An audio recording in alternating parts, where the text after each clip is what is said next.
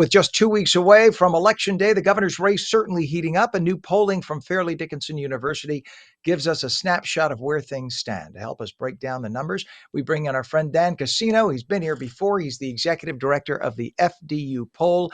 He's been tracking political trends in New Jersey for years, and his team's latest poll shows Mikie Sherrill with a 7-point lead over Republican Jack Ciattarelli. Dan, good morning. Thank you for coming on. My pleasure, Ken. Good to talk with you.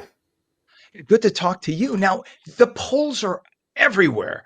It's so hard to judge. 1 minute, Cheryl's ahead. Then there are the private polls, and that. What is it about polling in general today? Is it that people just don't pick up their phones like they used to? Does that cause an issue? So it does cause an issue, although basically we have very good ways of dealing with that. We can use survey weighting. That's not really a problem. We're seeing basically every poll that is using, gold standard methodology like we use, live callers and text messages and working from voter list samples.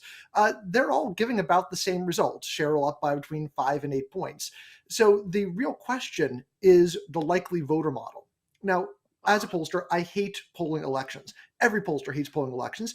It's not what we want to do because it doesn't actually make any impact on the world because, after all, I'm going to find out who wins the election the same time you do on election night. We're all going to find out together. So we'd much rather be doing polls of issues, things that state legislatures are paying attention to.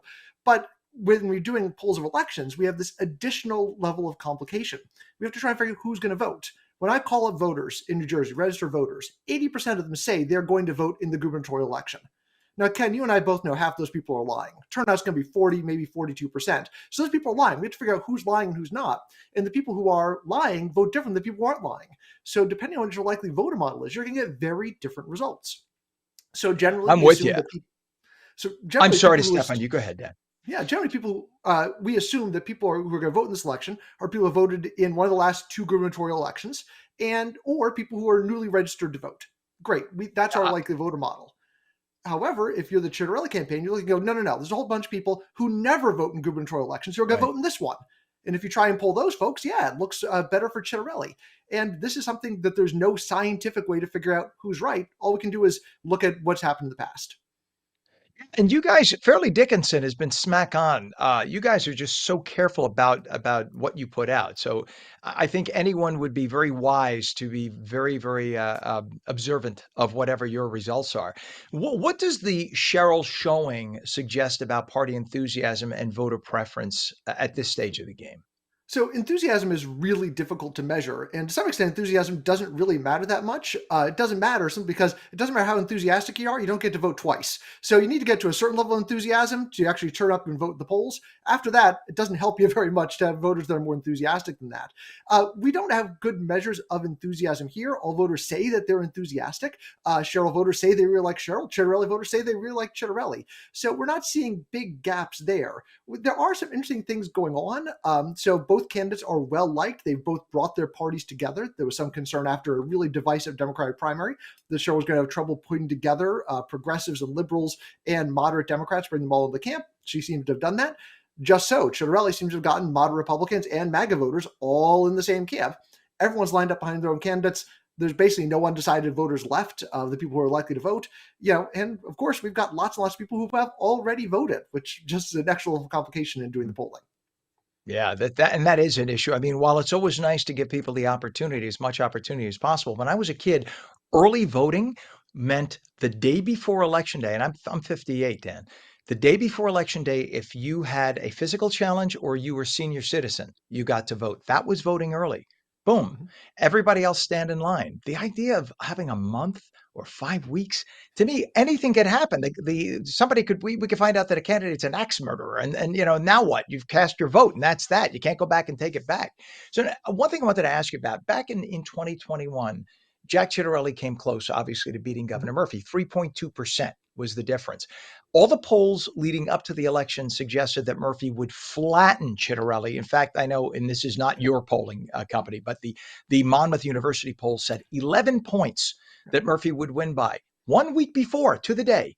But then a week later on election day, it was only a 3.2 point margin. So what accounts for that? Is it that people just are not being, as you said, 100% frank when they're interviewed on the phone? No, I don't think it's not they're being frank about who they're going to vote for. People are generally pretty good about that. The biggest problem, again, number one, likely voter model, and figure out who actually is going to turn out to vote. We saw in 2021 and in 2024 is that a whole bunch of Democrats just stayed home. And this was mostly in 2021, this is mostly in what we call the urban core areas in Newark, Elizabeth, Camden, where a whole bunch of voters just didn't show up to vote for Governor Murphy in 21. And in 24, we saw places like, Passaic County, especially places like Patterson, Democratic voters just stayed home. There's a reason Republicans did so well in Patterson in 24 is because Democrats just didn't want to come out and vote for, Harris or Biden. So yeah, so if people just don't show up in the polls, show up at an election day, there's no way to model that. And I think that's what threw Monmouth off, is just their likely voter model just wound up collapsing. Now, if you talk to Democrats today, they're going to say, yeah, we understand. We've got this long-term trend of decreasing voter turnout among Black and Hispanic voters, especially Black and Hispanic men. It's not that necessarily going Republican. It's just that they're voting less and less frequently. And as a result, the Democrats say that they've actually shifted their efforts to the suburbs, and they think they can win without having high turnout in Newark and Elizabeth and Camden. But as we saw in 2021, if they don't have the high turnout there, it becomes a very long night.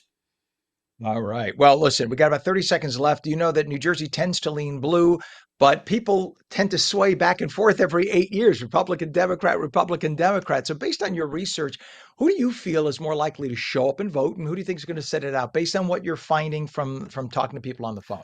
Look, the vibes on this election are saying that it's very, very close and very tight. All the data seems to be showing that Sherrill is doing well. Sherrill is making the numbers she needs to. But, it is a real contrast with those vibes that show increased enthusiasm for Ciattarelli. All right. Dan Cassino, tell us a website for people to read more about your poll. Publicmind.fdu.edu is where you can find all of our latest releases. Awesome. This is Dan Cassino, folks, Executive Director of the Fairleigh Dickinson University poll, the FDU poll. Dan, it's always a pleasure to have you on. Thanks for all your insight. We appreciate you. I always fun to do. Thanks, Ken. You bet. You have a great one.